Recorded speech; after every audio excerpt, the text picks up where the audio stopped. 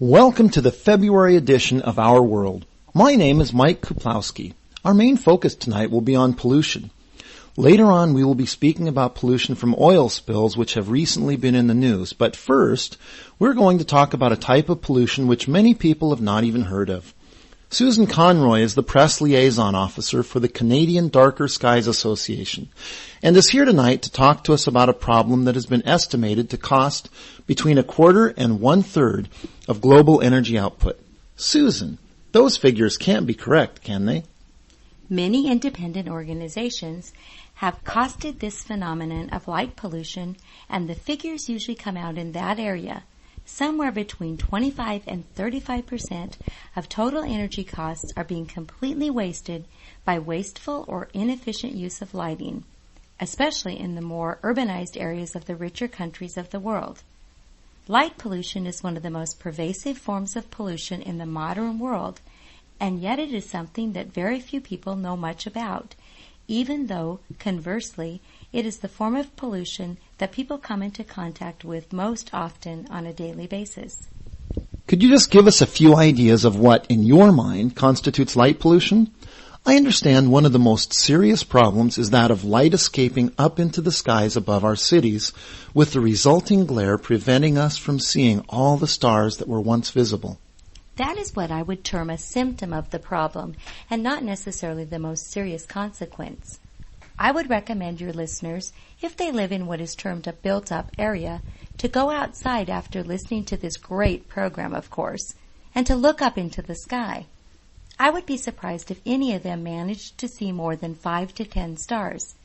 If they had done this 20 years ago, then they would be talking about hundreds and hundreds. This is a problem that is getting worse.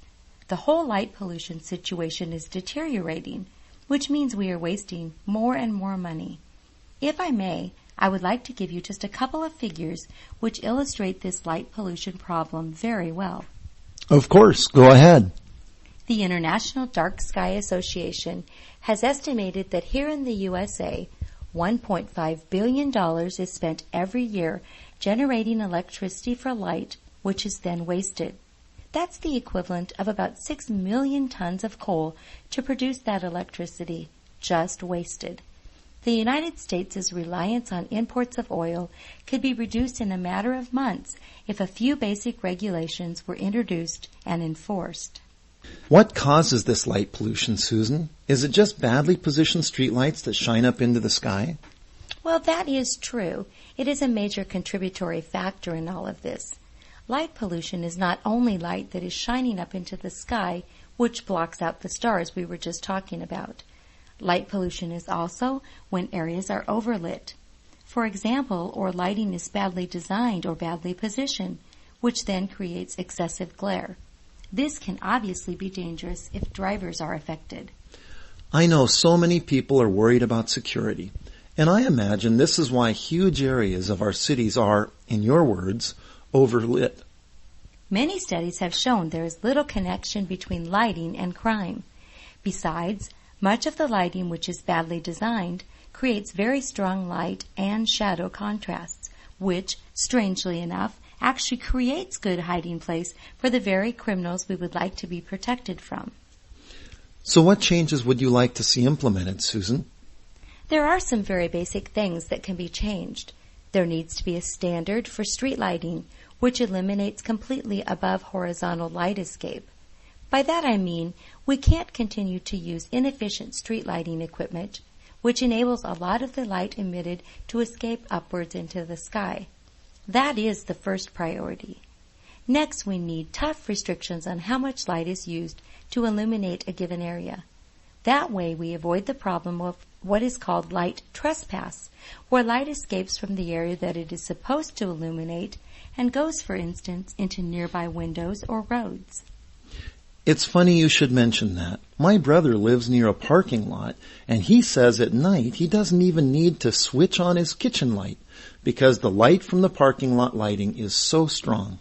This is what we are saying. We don't have a problem with security lighting in any number of parking lots, stores, or even sports centers. And this is important, but the lighting needs to be suitable and, above all, directed correctly. We are becoming a society obsessed with turning night into day. But I can tell you now, not everybody finds this situation satisfactory. Susan, if we can now turn to what we as individuals can do to lessen the problem or at least not add to it. This is clearly something in which government and business have a very big contribution to make. But is there something we can do ourselves? Well, first of all, I would recommend writing to your local representatives, as this is an issue which needs as much support as possible. Then there are things we can do in our own home.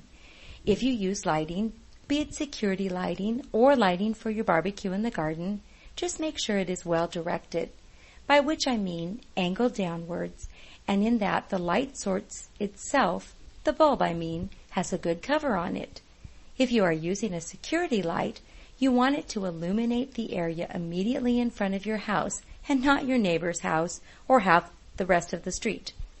Doing this will not make your house safer. If you want to illuminate the front of your house for any reason, do it from above, with a light fixture attached to the gutter of your roof, for example, and not using a powerful spotlight placed on the lawn in front of your house. Most of the light in this setup will just go into the sky, and all of the amateur astronomers among you will continue to get frustrated as you search the sky for stars. Well, I for one have learned a lot this evening, and you have given us a lot of food for thought the next time we look up into an increasingly orange sky at night. Susan Conroy, thanks for your time tonight. You're welcome.